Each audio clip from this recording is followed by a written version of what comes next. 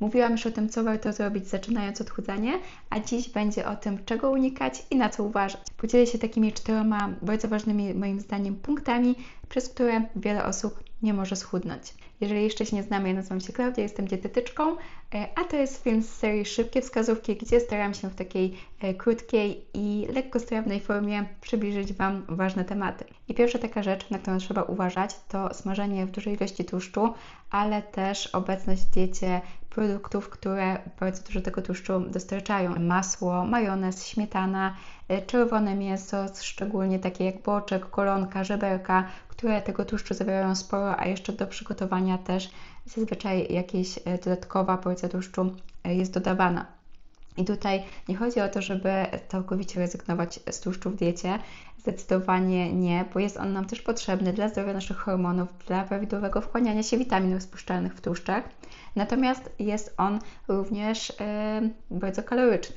I łyżka masła czy łyżka oliwy, jakiegoś oleju, to około 100 kilokalorii.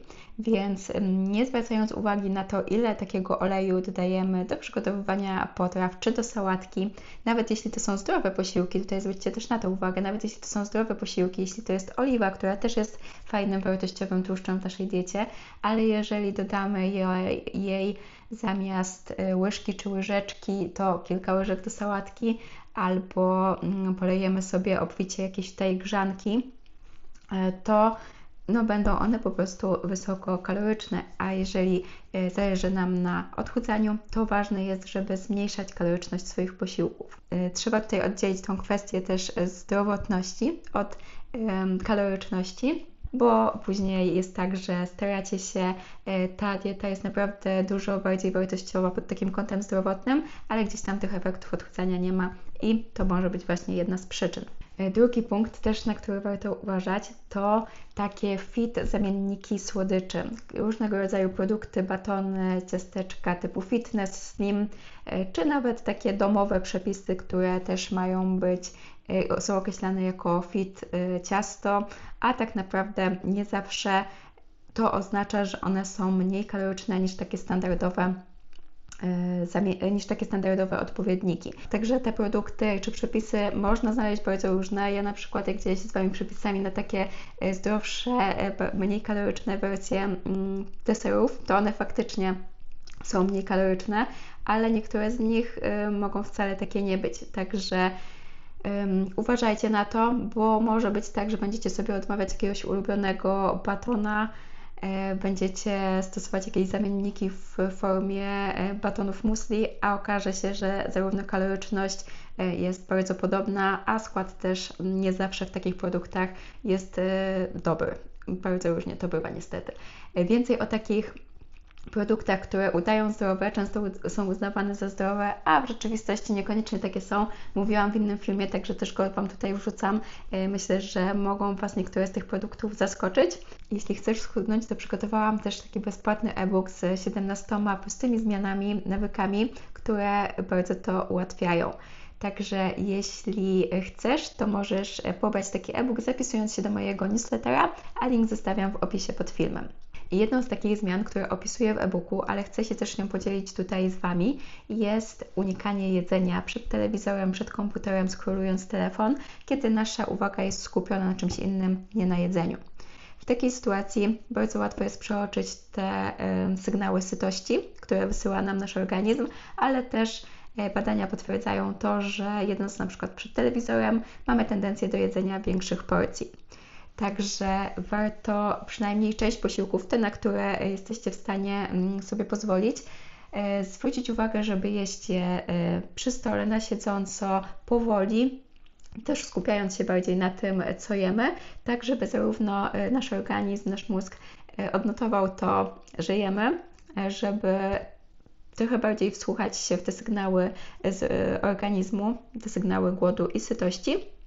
Ale też takim częstą sytuacją jest to, że kończymy posiłek i mamy ochotę zjeść coś jeszcze, zastanawiamy się, a może trochę dokładki, a tak naprawdę wystarczy poczekać kilkanaście minut i ta ochota mija, bo do naszego mózgu dociera ta informacja, że już jesteśmy najedzeni.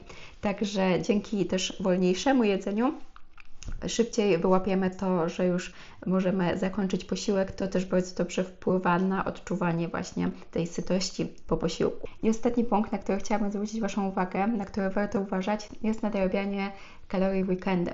W tygodniu zazwyczaj łatwiej jest trzymać się tych postanowień, tych nowych zasad, nawyków, które wprowadzamy, ale w weekendy bywa z tym różnie. I nie chodzi o to, żeby gdzieś tam odcinać się, nie spotykać się ze znajomymi, nie wychodzić do restauracji, nie pozwalać sobie na żadne, nie wiem, lody, kawałek ciasta czy jakieś chipsy, bo nie w tym rzecz. Moi klienci też korzystają z takich rzeczy, kiedy współpracujemy, mają jakieś wyjazdy weekendowe, wakacje, wyjeżdżają do rodziców, czy spotykają się ze znajomymi, jakieś imprezy, czy urodziny i tym podobne i nadal widzą efekty. Problem pojawia się, jeśli w weekendy tutaj całkowicie odpadają te zasady, jakimi staramy się kierować w tygodniu, czyli tymi z nowymi nawykami, które budujemy, i wpada to różnego rodzaju fast foodowe jedzenie, jakieś słodycze, słone przekąski, alkohol w dużych ilościach i bardzo regularnie, że na przykład praktycznie w każdy weekend.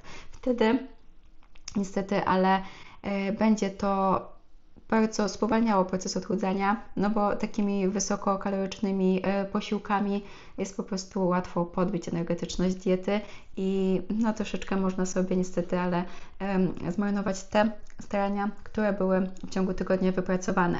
Także tutaj też ten czas odchudzania jest takim czasem, żeby nauczyć się tej równowagi pomiędzy nowymi, zdrowymi nawykami, taką odżywczą, zdrową dietą, ale też łączeniem jej z takimi normalnymi elementami życia, które zawsze będą z nami i z których też nie warto rezygnować. Na dzisiaj to już wszystko. Dajcie znać, które elementy z tych tutaj opisanych były u Was obecne i czy będziecie tutaj starać się je modyfikować. Jeżeli ten film był dla Was przydatny, zostawcie też kciuk w górę, krótki komentarz.